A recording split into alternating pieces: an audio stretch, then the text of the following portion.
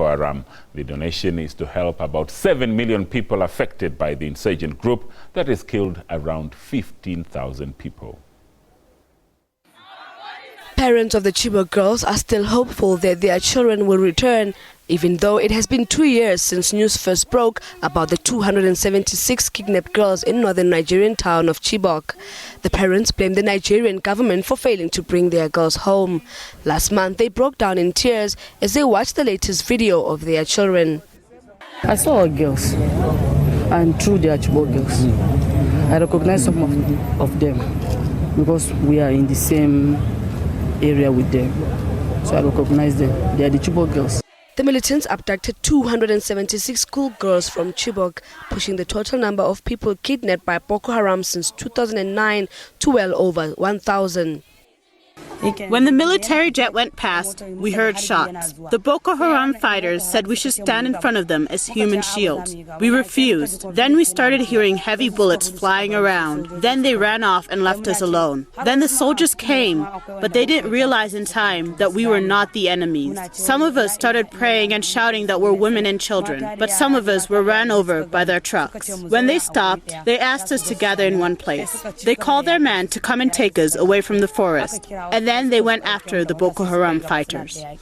Research reveals a vast majority of Boko Haram's captives are female. Their goal has been to establish strict version of Sharia law in northern Nigeria.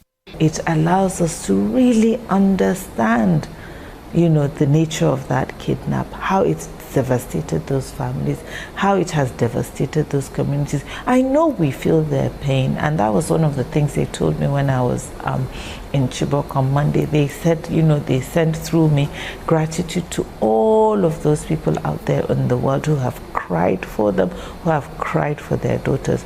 But, we also, it would be wonderful for us to even get a sense of who those daughters were. Experts reveal adjusting back to their old lives after being held hostage can be just as difficult as abruptly leaving it. People cope in different ways when they've lost their loved ones. And especially for parents, it's very, very challenging when a child has disappeared because they don't know, what will happen to this child when they're gone. They don't know whether the child will come back alive or they'll die. So I think coping is, first of all, you look at what they've been using to cope in the past. I think sometimes some people go to friends, some people lean on family. So I think you first look at what's around you. So as a parent, try to lean a lot on your friends, maybe family friends, relatives, who can give you some kind of social support.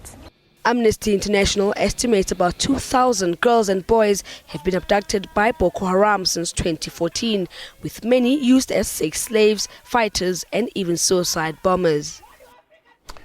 Ethiopia has been growing the meat export business in the country. Halal export